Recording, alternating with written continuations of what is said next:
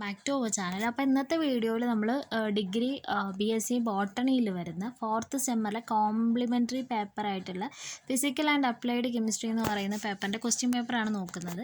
ഇതുതന്നെയാണ് നിങ്ങളുടെ complimentary paper എന്നാണ് എൻ്റെ വിശ്വാസം. എനിക്ക് കറക്റ്റായിട്ട് അറിയില്ല. നിങ്ങൾ കമൻറ്റ് ചെയ്യുക ഇതുതന്നെയാണോ നിങ്ങളുടെ പേപ്പർ എന്നുള്ളത്. കാരണം നമ്മൾ അതുമായിട്ടും കുറച്ച് വലിയ ബന്ധം ഇപ്പോൾ ഇല്ലാത്തതുകൊണ്ട് തന്നെ നമുക്കിത് തന്നെയാണോ എന്നുള്ളത് അറിയില്ല. പേപ്പറിൻ്റെ പേര് തന്നെയാണോ എന്ന് അറിയില്ല.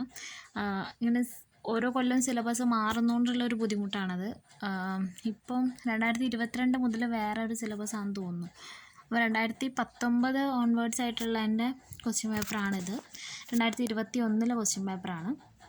അപ്പോൾ നോക്കാം എന്തൊക്കെ ക്വസ്റ്റ്യൻസാണ്, ഏതൊക്കെ പോർഷനാണ് കൂടുതൽ സ്ട്രെസ്സ് കൊടുക്കേണ്ടതെന്നൊക്കെ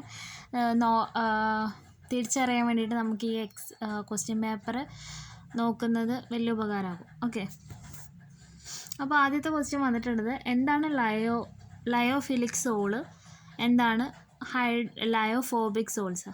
അതൊക്കെ എളുപ്പമുള്ള ക്വസ്റ്റ്യൻസാണ്. പിന്നെ വന്നിട്ടുള്ളത് എന്താണ് ഗോൾഡ് നമ്പർ, അത് റിപ്പീറ്റഡ് ആയിട്ട് ചോദിക്കുന്ന ഒരു ക്വസ്റ്റ്യനാണ്. Write a note on green solvent.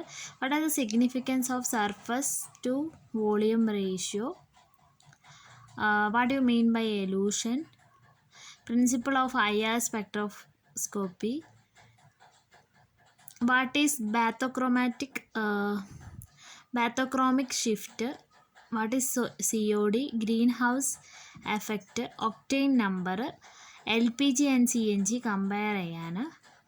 How are dyes classified. ഇത്രയാണ് ആദ്യത്തെ പാർട്ടിൽ വരുന്ന ക്വസ്റ്റ്യൻ. ഇതിൽ പാറ്റേണിൽ ചെറിയ വ്യത്യാസമുണ്ട്. അത് ഞാൻ എല്ലാ ക്വസ്റ്റ്യൻ പേപ്പറിലും പറയാറുണ്ട്. 2021 ക്വസ്റ്റ്യൻ പേപ്പറിൽ ചെറിയ വ്യത്യാസമുണ്ട് അതിൻ്റെ പാറ്റേണിൽ. നിങ്ങൾ 24 ക്വസ്റ്റ്യൻ പേപ്പറിൻ്റെ പാറ്റേൺ നോക്കിയാൽ മതി. ഓക്കെ, ഇനി വരുന്നത് essay ടൈപ്പ് ക്വസ്റ്റ്യൻ ആണ്. essayയിൽ 5 മാർക്കിൻ്റെ ക്വസ്റ്റ്യൻ സെക്ഷൻ ബിയിൽ വരുന്നത്. അതിൽ വരുന്ന ക്വസ്റ്റ്യൻ ഏതൊക്കെയാണെന്ന് വെച്ചാൽ കൊളോയിഡ്സിൻ്റെ പ്യൂരിഫിക്കേഷൻ ടെക്നിക്സ് ആണ് ആദ്യത്തെ ഒരു ക്വസ്റ്റ്യൻ. പിന്നെ വരുന്നത് UV സ്പെക്ട്രോസ്കോപ്പീൻ്റെ പ്രിൻസിപ്പിൾ.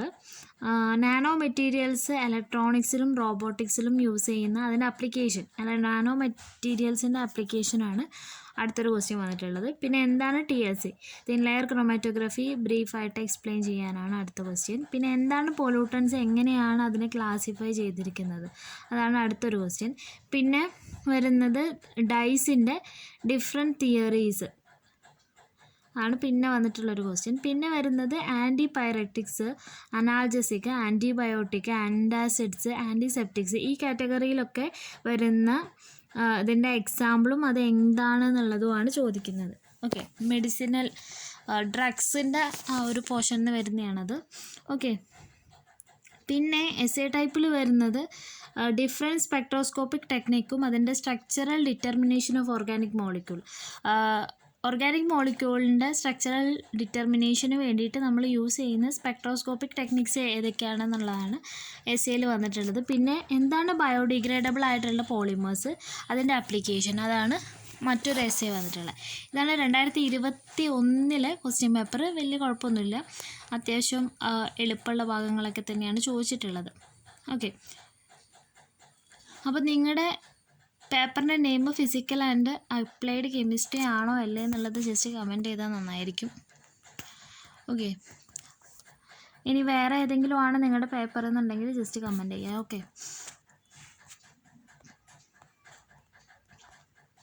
അപ്പോൾ സ്ട്രെസ് ചെയ്യേണ്ട പോർഷൻസ് ഏതൊക്കെയാണെന്ന് നമുക്കൊരു 2-3-4 ക്വസ്റ്റ്യൻ പേപ്പർ നോക്കുമ്പോൾ തന്നെ എന്ത് ചെയ്യും, നമുക്ക് മനസ്സിലാകും. ഇതിപ്പോൾ 2021 ക്വസ്റ്റ്യൻ പേപ്പറാണ്. ബാക്കി ക്വസ്റ്റ്യൻ നമുക്ക് അടുത്ത വീഡിയോസിൽ ഡിസ്കസ് ചെയ്യാം കേട്ടോ. ഓക്കെ, ഇഷ്ടപ്പെട്ട ലൈക്ക് ചെയ്യുക, ഷെയർ ചെയ്യുക, ചാനൽ സബ്സ്ക്രൈബ് ചെയ്ത് സപ്പോർട്ട് ചെയ്യുക. Thanks for watching.